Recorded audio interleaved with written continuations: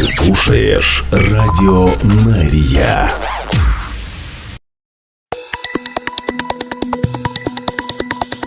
Израильская служба новостей в прямом эфире на Радио Мария. Здравствуйте. Сегодня 31 марта, понедельник. Мы начинаем.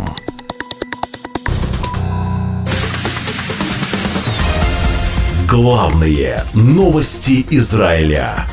Слушай на Радио Мария. Премьер-министр Израиля Биньямин Нетаньяху заявил, что министры проголосовали за усиление военного давления на Хамас, добавив, что эти методы работают и позволяют добиться соглашения об освобождении заложников, которые удерживаются в секторе Газа. С одной стороны, это сокрушает военный и правительственный потенциал Хамаса. С другой стороны, это создает условия для освобождения наших заложников, сказал премьер-министр. Развивая тему того, что Нетаньяху назвал 3 ложными утверждениями Хамаса о переговорной позиции Израиля, премьер-министр комментирует: во-первых, в отличие от утверждений Хамас, Израиль продолжает вести переговоры, но делается это под огнем. Мы видим, что внезапно появляются трещины, хотя Хамас не согласился на требования Израиля о новом расширенном прекращении огня. Напомню, что в сообщениях СМИ в прошлую субботу появилась информация, что Хамас якобы согласился на египетское предложение освободить 5 живых заложников в обмен на 50-дневное прекращение огня в секторе Газа. Согласно же многочисленным сообщениям СМИ, это не отвечает требованиям Израиля. Израиль же настаивает на возвращении 10 или 11 живых заложников для возобновления перемирия, основываясь на предыдущем предложении спецпредставителя США на Ближнем Востоке Стива Виткофа. Израиль также готов обсуждать и финальную стадию соглашения об освобождении заложников и прекращении огня с Хамас, заявил Нетаньяху, опровергая то, что он назвал уже второй ложью Хамас о переговорах. На заседании Кабинета министров безопасности, посвященном следующим шагам Израиля в секторе Газа, министры не только настаивали на введении более жестких мер в отношении палестинского анклава, но и высмеивали министра национальной безопасности Тамара Бен-Гвира за его нереалистичные требования. Бен-Гвир призвал полностью отключить электроснабжение Газы. Как сообщается, заявив Кабинету министров, цитирую: «Мы должны обесточить все линии электропередач в секторе Газа». Координатор по деятельности правительства на территориях сообщил Бен-Гвиру, что Израиль уже больше не подает электроэнергию в сектор Газа, и жители используют генераторы. На это же Бен-Гвир ответил и призвал вывести из строя генераторы и внутренние электрические провода в секторе Газа, чтобы выключить там свет. За это Бен-Гвира высмеяли, сказав ему, что следует и выключить солнце. Он хочет послать им тьму перед Песахом, добавила министр транспорта Израиля Мири Регев.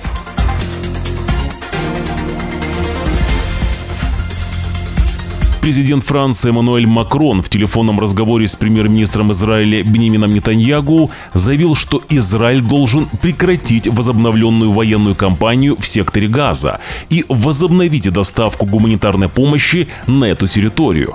Об этом французский президент написал в соцсети X. Освобождение всех заложников и безопасность Израиля являются приоритетом для Франции, пишет Макрон, комментируя, что он призвал Нетаньяху прекратить удары по Газе и вернуться к режиму прекращения огня. Также я сказал ему, что гуманитарная помощь должна возобновиться немедленно. Макрон заявил, что Франция продолжит работу над арабским планом восстановления Газы и что любое принудительное перемещение в Газе противоречит возможности решения проблемы на основе создания 2 государств, которое Макрон называет единственным путем к миру и безопасности для обоих народов. Ливанские власти заявляют, что несколько подозреваемых были арестованы после того, как в начале этого месяца по Израилю выпустили ракеты. Агентство общей безопасности Ливана сообщает, что арестовало несколько подозреваемых, и соответствующие органы уже начали расследование в отношении них с целью установления ответственности и принятия соответствующих правовых мер.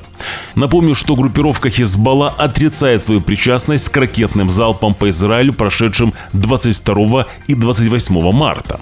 Тем не менее, это спровоцировало Израиль в прошлую пятницу нанести удар по оплоту Хизбаллы в Бейруте, впервые с момента вступления в силу перемирия в ноябре.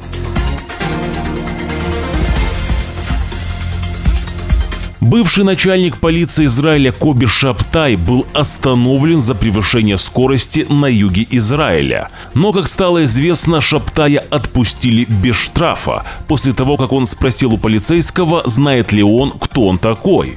Шабтай был остановлен, когда ехал со скоростью 136 км в час в зоне недалеко от Ашдода, где ограничение скорости составляет 90 км в час. Шабтай же защищает свои действия, утверждая, что он превысил скорость лишь на мгновение. «Я ехал на разрешенной скорости почти 2 часа. Это может случиться с каждым». Конец цитаты. Судьи продолжающегося уголовного процесса над премьер-министром Израиля Биньямином Нетаньягу поддержали просьбу премьер-министра об отмене запланированного на эту неделю слушания по его делу из-за обсуждения в Комитете Кнессета по иностранным делам и обороне. В просьбе, поданной в окружной суд Иерусалима, говорилось, что дача показаний будет произведена за счет участия премьер-министра в важном обсуждении вопросов безопасности, которое не может быть перенесено, и предлагалось отменить слушания, назначенные на вторник и среду. Кроме того, в среду Нетаньягу полетит в Венгрию на встречу с премьер-министром Виктором Орбаном. Он останется там до утра воскресенья. Напомню, что Нетаньягу обвиняют в коррупции и в лоббировании интересов неких компаний. Среди прочего, в деле о коррупции Нетаньягу обвиняют в том, что он брал в подарок шампанское и сигары от известного бизнесмена.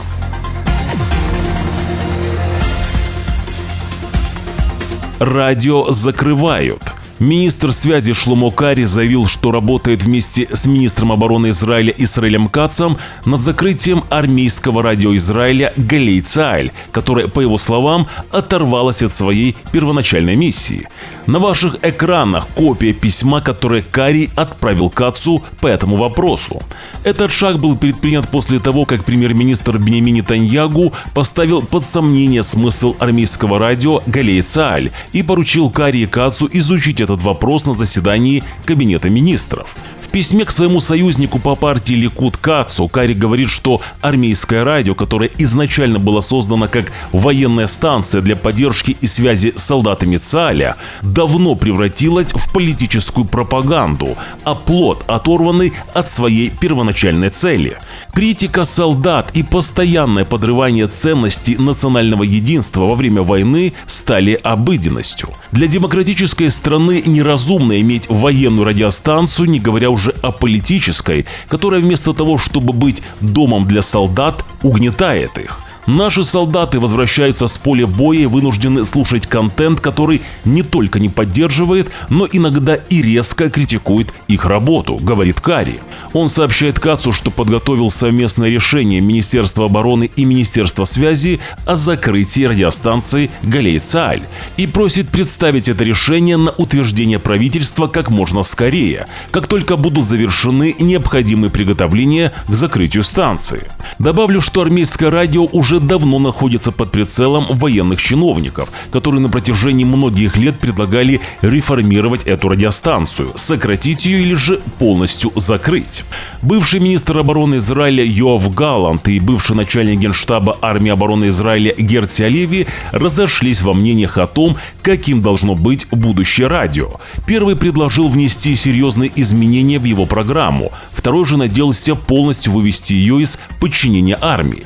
Хотя Кари и не является официальным лицом в сфере обороны, он уже давно считает, что радиостанция является излишней и поклялся закрыть ее вместе с общественным вещателем Израиля Кан 11.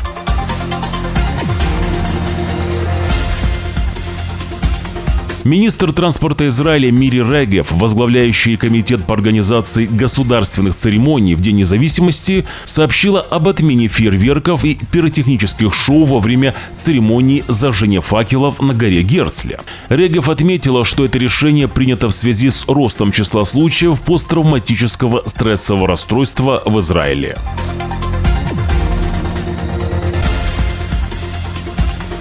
Бывший заложник Ярден Бибас на английском языке призывает президента США Дональда Трампа прекратить войну в секторе Газа, а также вернуть заложников. Все это Ярден Бибас сказал в своем первом интервью после освобождения из плена Хамас. На вопрос в программе «60 минут» на канале CBS на американском телевидении, есть ли у него послание Трампу, Бибас отвечает: «Пожалуйста, остановите эту войну и помогите вернуть всех заложников». На вопрос, действительно ли он верит, что Трамп может помочь, Бибас говорит: «Я знаю, что он может помочь. Я здесь из-за Трампа. Я здесь только из-за него». Бибас также подчеркивает несогласие семей заложников с решением Нетаньягу возобновить войну в начале этого месяца на фоне тупика в переговорах с Хамас. Они выразили опасения, что возобновленные израильские удары поставят под угрозу оставшихся заложников. В это же время сестра заложника Матана Зангаукера, похищенного 7 октября вместе со своей девушкой из их дома в кибуце Нир-Оз, раскритиковала их отца Ярона Зангаукера, который нарушил молчание и публично осудил протесты, организуемые его бывшей женой Эйнау Зангаукер. В своем обращении, опубликованном в Facebook, Наталья Теджи обвинила отца в попытке использовать похищение сына в личных целях и сказала, что он давно исчез из жизни семьи. Далее цитирую: «Несколько дней назад я увидела отца, он давал интервью, и мое сердце разбилось», — написала Натали. Какой циничный способ воспользоваться похищением Матана. По ее словам, отец давно оставил семью с тех пор, как ей исполнилось 13 лет, а Матану 17. Ярон Зангаукер полностью исчез из нашей жизни, не поддерживал связь, не интересовался нашей судьбой и не был рядом в важные моменты. Девушка выразила возмущение тем, что их отец внезапно появился в телеэфире, играя роль отца-заложника. Она подчеркнула, что человек, который сознательно исключил детей из своей жизни и сделал все, чтобы не быть отцом, теперь присваивает себе страдания Матана. Напомню, что Ярон Зангаукер в беседе заявил, что протесты, которые организовывает его бывшая жена Эйнау Зангаукер, повысили цену освобождения заложников, а Матан Зангаукер, его сын, стал страховкой Хамас, превратился в Джокера, что он играет на руку нашему врагу, говорит мужчина. Его критика была направлена в том числе и против его бывшей жены Эйнау Зангаукер, которая стала одной из самых известных активисток, борющихся за освобождение всех заложников, а также оппонентом израильского правительства, обвиняя его в неспособности вернуть заложников домой. Добавим, что Эйнау Зангаукер попала в список 100 самых вдохновляющих и влиятельных женщин мира в прошлом году по версии BBC. Активная общественная деятельность Зангаукер привлекла внимание не только СМИ, но и Хамас. Так, во время церемонии освобождения 3 заложников 15 февраля на сцене в Хан-Юнисе была размещена фотография Эйнау Зангаукер и ее сына Матана, сопровождаемая изображением песочных часов и с надписью на иврите «Время истекает». Уже через несколько секунд мы продолжим главные новости Израиля. Напоминаю, что у нас есть телеграм-канал, и на него нужно подписаться прямо сейчас. Ссылка на наш телеграм-канал будет в первом закрепленном комментарии под этим видео. Также, если вы смотрите нас по телевизору, отсканируйте телефоном QR-код, который вы сейчас видите на своих экранах. А мы продолжаем главные новости Израиля. Полиция Израиля просит помочь в розыске 32-летнего Зоара Меира Хая из Ашдода. В последний раз его видели в парке в районе Флорентин в Тель-Авиве в пятницу 28 марта. С тех пор его местонахождение неизвестно. Приметы пропавшего: рост 1,75 м, худощавый, темные волосы, карие глаза. Все, кто что-либо знает о месте нахождения Зоара Меира Хая, позвоните в полицию Израиля по номеру 100 или же по телефону 08 638 72 95.